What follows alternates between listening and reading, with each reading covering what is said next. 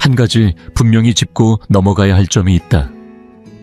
아무리 많은 돈을 들여도 집이 싸구려처럼 보일 수 있다.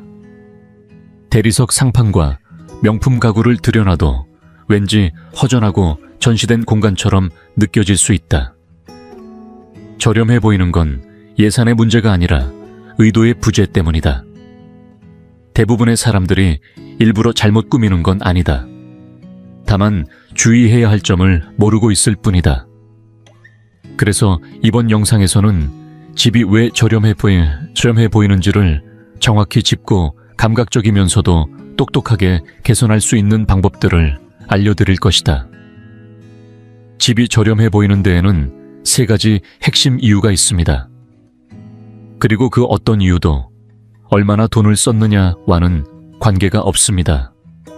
값비싼 가구를 들여놓고 대리석 식탁에 고급 조명을 달아도 이상하게 허전하고 어딘가 어색한 느낌이 드는 공간, 혹시 경험해 보신 적 있으신가요? 그런 집이 싸구려처럼 느껴지는 진짜 이유는 의외로 단순합니다. 바로 생각 없이 꾸민 공간이라는 인상이 풍기기 때문입니다. 계획 없이 마구잡이로 꾸민 공간은 쉽게 티가 납니다. 흔하게 볼 수 있는 유통 대량 포스터, 무난하게 맞춰놓은 가구 세트, 충동적으로 구매한 인테리어 소품들.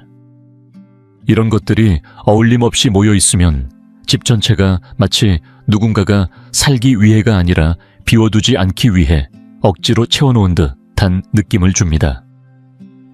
게다가 공간의 비율이나 조명 같은 가장 기본적인 디자인 요소가 맞지 않으면 물건이 아무리 비싸도 그 공간은 어딘가 삐걱대고 불편해 보이게 됩니다.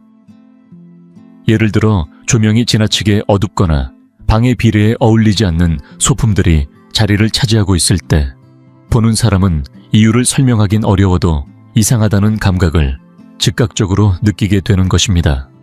여기에 더해 전선이 여기저기 노출되어 있고 이유 없이 쌓아놓은 물건들이 공간을 어지럽히고 있다면 단순히 지저분하다는 수준을 넘어 돌봄이 없는 공간이라는 인상을 심어줍니다. 하지만 희망적인 건 중고로 저렴하게 마련한 물건이라도 정성을 담아 선택하고 어울리게 배치하면 놀랄 만큼 품격 있는 공간으로 바뀔 수 있다는 사실입니다.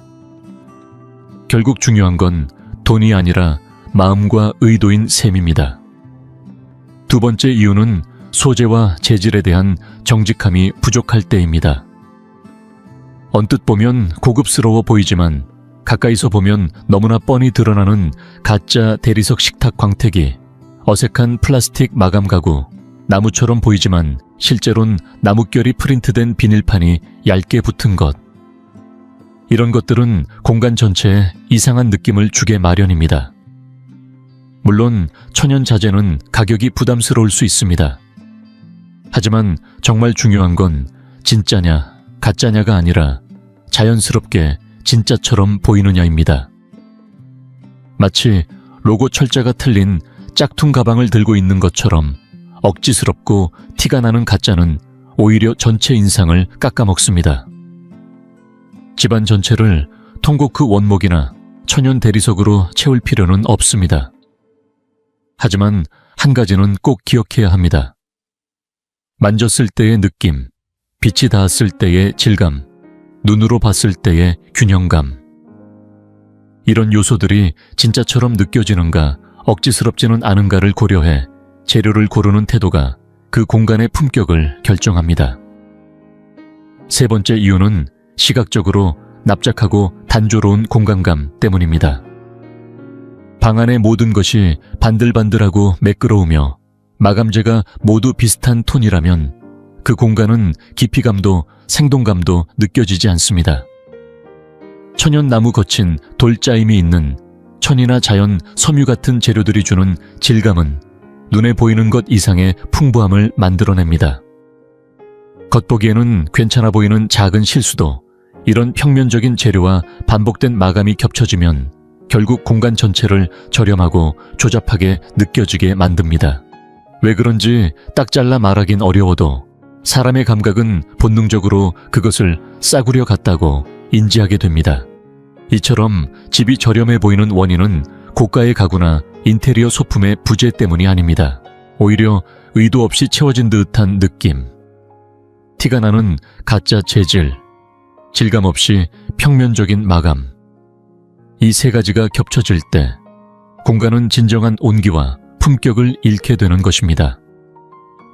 그러나 중요한 건 이 모든 것은 의식적인 선택과 섬세한 시선으로 충분히 바꿔낼 수 있다는 사실입니다. 집안을 꾸미면서도 의외로 자주 반복되는 실수들이 있습니다. 그리고 그중 일부는 아무리 좋은 가구나 소품을 들여놔도 전체적인 분위기를 한순간에 저렴하게 보이게 만드는 치명적인 요소가 됩니다. 오늘은 그런 흔하지만 고치기 쉬운 9가지 실수 중 첫 번째, 바로 커튼 설치에 대한 이야기부터 짚어보겠습니다. 많은 분들이 커튼을 설치할 때는 창문보다 높고 넓게 설치해야 한다는 원칙을 이미 잘 알고 계십니다. 실제로 저도 여러 영상에서 강조했듯 커튼봉은 창틀보다 충분히 넓게, 그리고 창문 상단과 천장 사이에 3분의 2 지점 이상으로 올려다는 것이 공간을 넓어 보이게 하는 핵심 포인트입니다. 하지만 여기서 흔히 간과되는 실수가 하나 있습니다. 봉의 위치는 잘 잡았지만 커튼 천 자체의 폭이 부족한 경우입니다. 이럴 때 커튼을 닫아보면 천이 팽팽하게 당겨지며 어색하게 펼쳐지고 창 전체를 간신히 가릴 뿐 여유롭고 부드러운 주름이 전혀 생기지 않습니다. 결과적으로 마치 수건 한 장을 창에 걸어놓은 듯 밋밋하고 가벼운 인상을 주게 되죠. 이것이 공간 전체를 싸구려처럼 보이게 만드는 원인 중 하나입니다. 이 문제를 해결하기 위해서는 커튼 천의 폭을 반드시 창 너비의 2배에서 2.5배 이상으로 넉넉히 확보해야 합니다. 예를 들어 창문 너비가 2m라면 커튼 천은 총 4m에서 5m 정도가 필요하다는 뜻입니다. 양쪽으로 커튼을 나누는 경우 한쪽당 최소 2m에서 2.5m의 천이 있어야 비로소 자연스럽고 우아한 주름이 생깁니다. 처음에는 너무 많은 양이 아닌가 하고 생각하실 수도 있지만 바로 이 풍성한 주름이 커튼을 값비싸 보이게 만들고 공간의 전체 인상을 고급스럽게 바꿔줍니다. 단정하고 품격 있는 거실이나 침실을 만들고 싶다면 커튼의 길이만큼이나 넓이에 더욱 신경 써보시길 권합니다. 혹시 이 부분이 헷갈리거나 더 자세한 안내가 필요하시다면 커튼 설치 실수를 다룬 별도의 영상도 준비되어 있으니 참고해보셔도 좋겠습니다. 그리고 또 하나의 흔한 실수는 가구 배치가 바닥 높이에만 머물러 있다는 점입니다. 많은 분들이 소파, 침대, 책상, 테이블처럼 바닥에 놓이는 가구에만 집중하지만 그렇게만 꾸미면 공간 전체가 마치 허리 높이에서 멈춘 듯한 느낌을 줍니다. 벽의 상단 천장 쪽은 텅 비어 있고 시선이 멈추는 지점이 모두 낮기 때문에 방이 이상하게 눌려 보이고 갑갑한 인상을 주게 되는 것이죠. 그렇다면 어떻게 해야 할까요? 공간을 풍성하고 확장감 있게 만들기 위해선 수직적 레이어링, 즉 높낮이를 다양하게 섞는 감각이 필요합니다. 단순히 쿠션이나 블랭킷을 겹겹이 놓는 것만이 아니라 바닥에서부터 천장까지 시선이 자연스럽게 오르내릴 수 있도록 시각적인 흐름을 만드는 것이 중요합니다. 예를 들어 액자를 벽 위쪽에 걸거나 키가 큰 플로어 스탠드 조명, 선반 화분 등을 활용해 수직 방향으로 요소를 배치해보세요. 천장에서 내려오는 펜던트 조명이나 벽부등도 아주 좋은 선택입니다. 이러한 디테일은 단순한 장식이 아니라 공간 전체에 무게중심을 끌어올려주며 보는 이의 시선을 위로 이끌어 방을 훨씬 넓고 개방감 있게 만들어줍니다. 시선이 소파 높이에서 멈추지 않고 자연스럽게 공간 전체를 둘러보게 되는 효과가 생깁니다. 혹시 어디서부터 시작해야 할지 막막하시다면 제가 직접 제작한 인테리어 체크리스트와 동영상 가이드를 참고해 보셔도 좋습니다. 공간을 아름답게 만드는 비밀이라는 제목으로 실제 집을 점검하고 개선하는 데 도움이 될 수 있도록 구성해 두었습니다. 공간에 활력을 더하고 싶을 때 누구나 한 번쯤 들어본 말이 있습니다.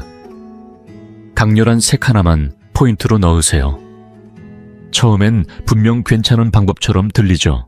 하지만 그 색이 방 안에서 유일한 강조 요소가 되고 같은 색이 정확히 같은 톤으로 소품 곳곳에 반복되기 시작하면 이야기가 달라집니다. 오히려 그 순간부터 공간은 단조롭고 조악한 인상을 풍기기 시작합니다. 왜냐하면 좋은 디자인이라는 것은 강한 색 하나만으로 완성되지 않기 때문입니다.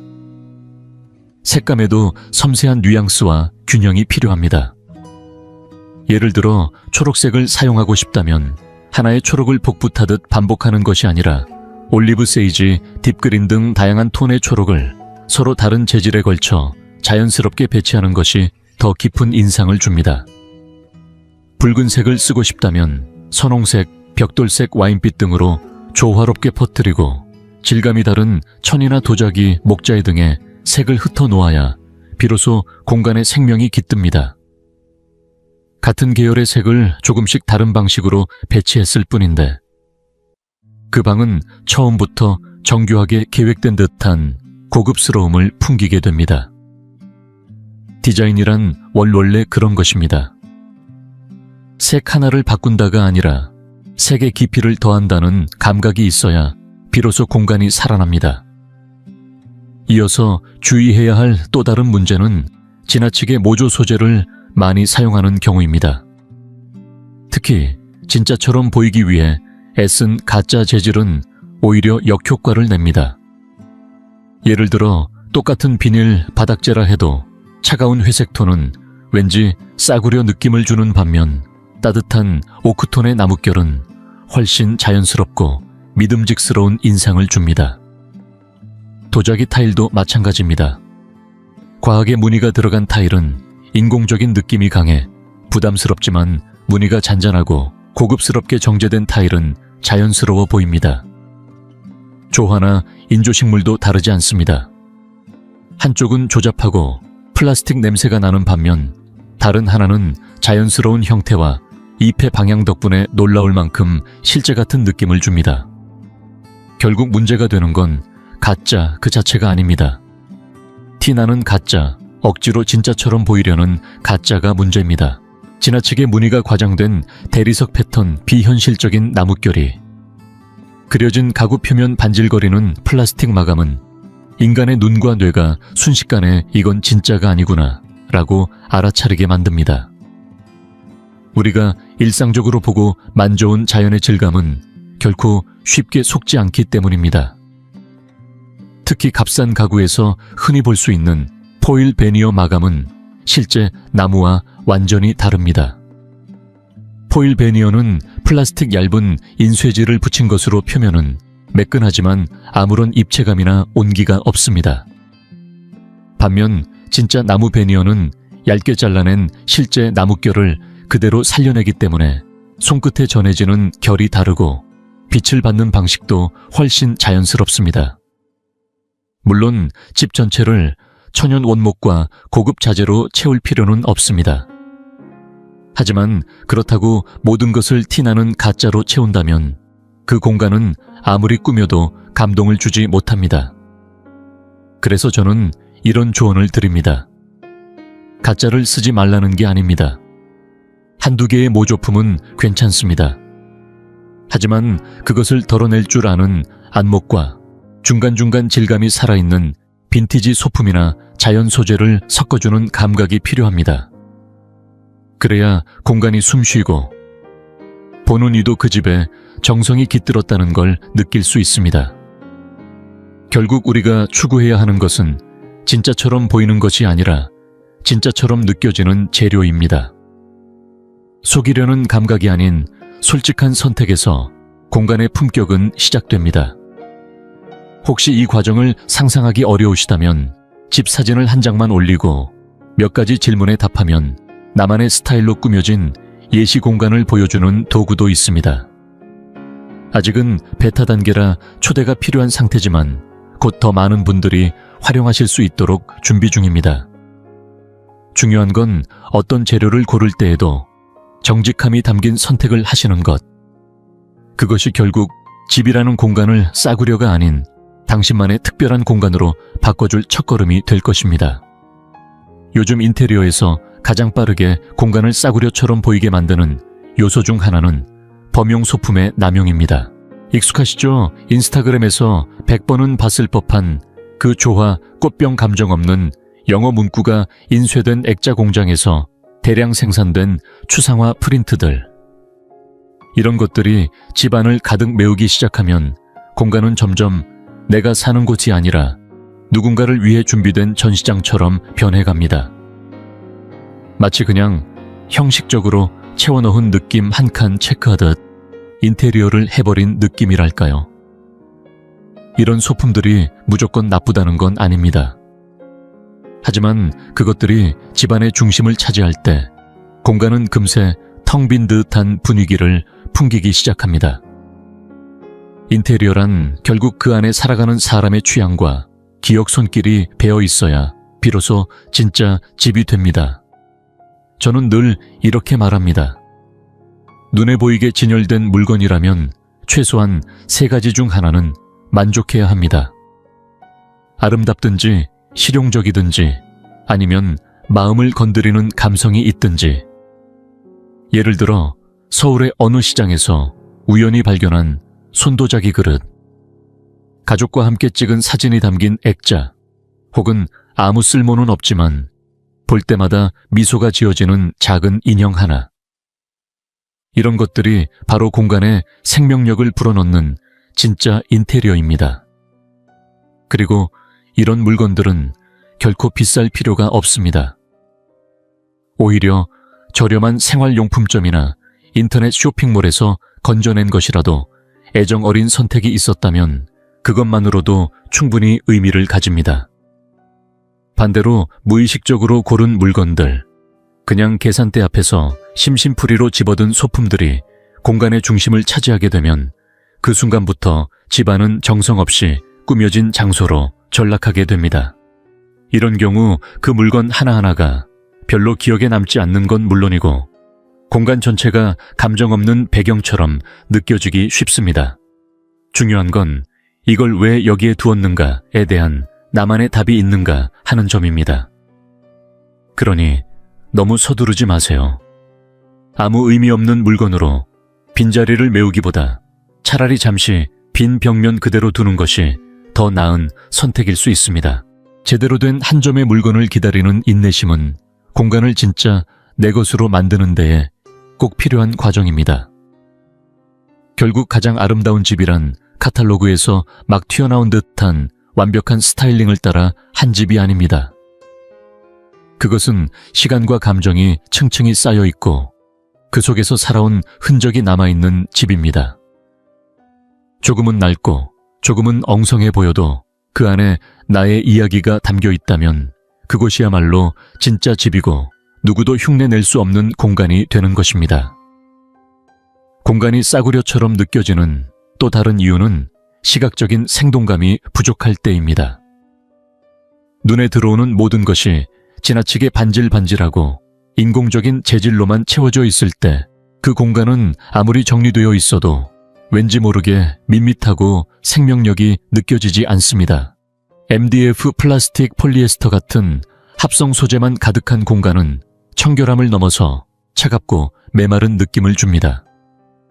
마치 살고 있는 곳이 아니라 잠깐 들렀다 가는 곳처럼 느껴지는 것이죠.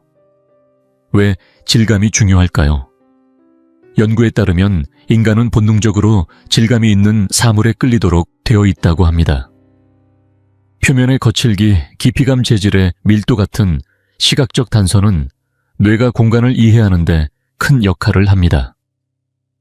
쉽게 말해 우리는 손끝이 느끼는 감각만큼이나 눈으로 보는 감촉에도 민감하게 반응합니다.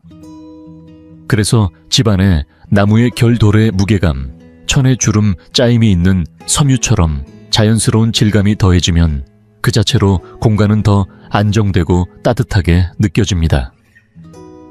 한번 숲길을 걷는 모습을 떠올려 보세요. 나무 껍질 떨어진 나뭇잎 제각각 다른 색의 돌들. 각각의 요소는 서로 다르지만 조화를 이루고 있고 그 안에 감각적인 풍성함이 있습니다. 바로 그 자연스러움이 우리가 집에서도 느끼고 싶은 정서적 안락함입니다. 모든 것을 바꿀 필요는 없습니다. 거친 느낌의 양모러그, 나무 질감이 살아있는 테이블, 린넨 패브릭의 커튼, 그리고 생기를 불어넣는 화분 하나만 더해도 충분히 달라집니다. 그런 작은 대비가 빛을 받아 공간의 깊이를 만들고 보는 이의 시선을 이곳저곳으로 움직이게 만듭니다. 그와 동시에 시중에서 흔히 제공되는 천편일률적인 마감재들도 주의해야 합니다. 예컨대 복도 천장에 달린 밋밋한 형광등 욕실 세면대 위에 붙은 얇은 거울 번쩍거리는 은색 손잡이 집 안 곳곳에 똑같이 박혀있는 매립등 조명. 이런 것들은 시공업체가 비용 절감을 위해 기본으로 선택하는 것이지 그 공간을 특별하게 만들기 위해 선택된 것이 아닙니다. 그래서 이런 마감재가 집 안 곳곳을 차지하고 있으면 전체 공간이 개성이 없는 무미건조한 장소처럼 느껴지기 쉽습니다. 기능은 하겠지만 감동은 없습니다. 매 끼니마다 아무 맛도 없는 식빵을 먹는 기분이라면 과장이 아닐 겁니다. 하지만 이런 문제를 해결하는데 많은 예산이 필요한 건 아닙니다.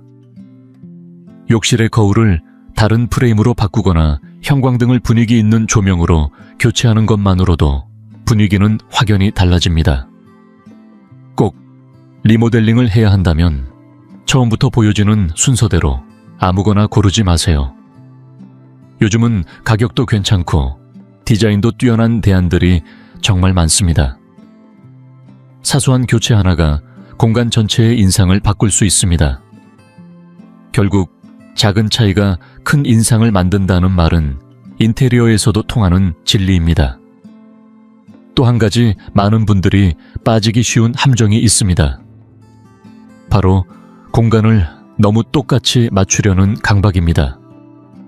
하나부터 10까지 전부 색을 맞추고 패턴을 통일시키고 형태까지 비슷하게 반복하면 깔끔해 보일 수는 있겠지만 그 안에 사람 냄새는 사라지게 됩니다.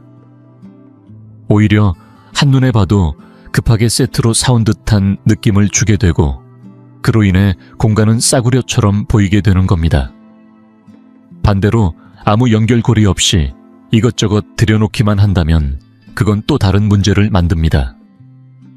아무리 개성 넘쳐 보여도 공간의 의도나 중심이 느껴지지 않는다면 그냥 복잡하고 정신없는 곳으로 보일 수밖에 없습니다. 그래서 가장 중요한 건 조화 속의 대비입니다. 서로 똑같이 맞추는 것이 아니라 다른 것들을 석도의 하나의 흐름 안에서 자연스럽게 어울리도록 만드는 것이죠. 그러기 위해선 처음부터 분명한 계획이 필요합니다.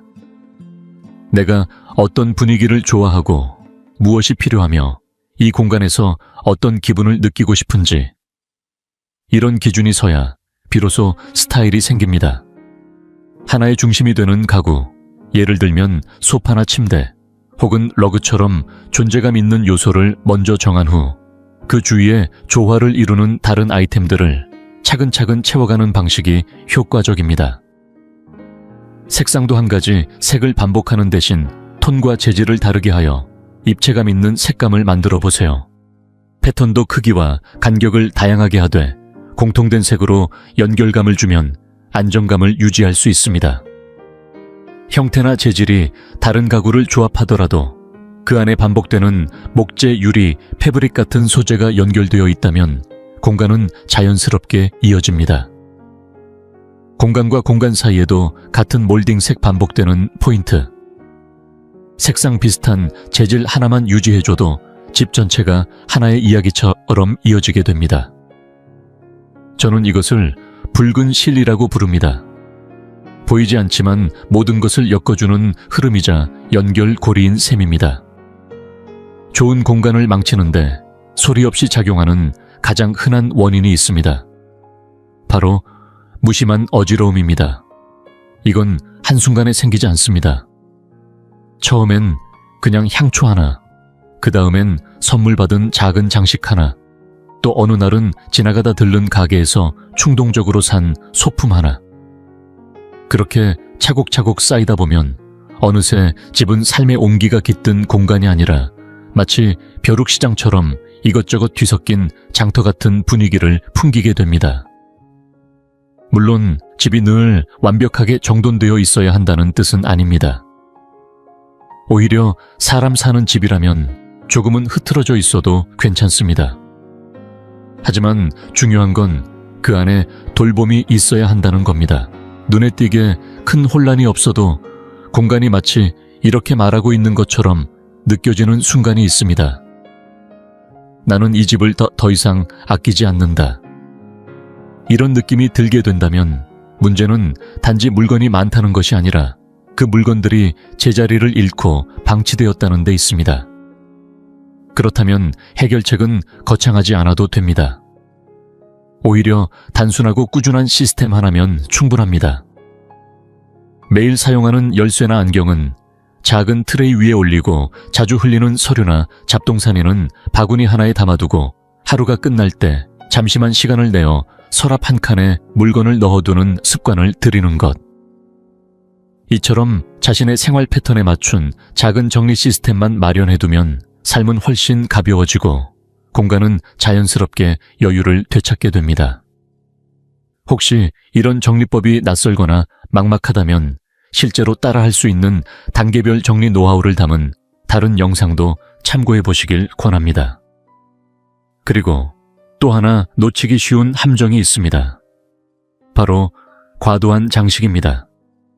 처음에는 공간을 아끼고 꾸미고 싶은 마음에서 시작하지만 어느 순간부터는 아무 목적 없이 물건을 얹고 또 얹는 경우가 많습니다. 테이블 위에 무의미하게 늘어선 소품들, 소파 위를 뒤덮은 수많은 쿠션들. 앉으려면 10분은 치워야 할 정도라면 이미 경계선을 넘은 셈입니다. 더 많이 채운다고 해서 더 나아지는 것이 아닙니다. 오히려 물건을 덜어내고 남기는 것을 선택할 때 공간에는 진짜 마법이 일어납니다. 정리는 단지 물건을 치우는 행위가 아니라 나에게 진짜 필요한 것과 아닌 것을 구분하는 감각을 회복하는 일입니다. 적게 갖고도 충분히 따뜻할 수 있고 소박해도 감동적인 공간은 언제나 무엇을 남길 것인가를 고민한 사람의 손에서 만들어집니다. 집을 아름답게 만들고 싶다면 오늘 하루 단 하나의 물건만이라도 이건 정말 필요한가? 라고 물어보는 것부터 시작해보세요. 이 영상이 도움이 되셨다면 집을 더 매력적으로 보이게 만드는 6가지 인테리어 아이디어와 어떤 공간이든 조화롭게 만들어주는 7가지 핵심 원칙을 담은 영상도 꼭 확인해 보시길 바랍니다. 함께 보면 훨씬 더 큰 변화가 찾아올 수 있습니다. 끝까지 시청해 주셔서 진심으로 감사드리며 다음 영상에서 또 뵙겠습니다.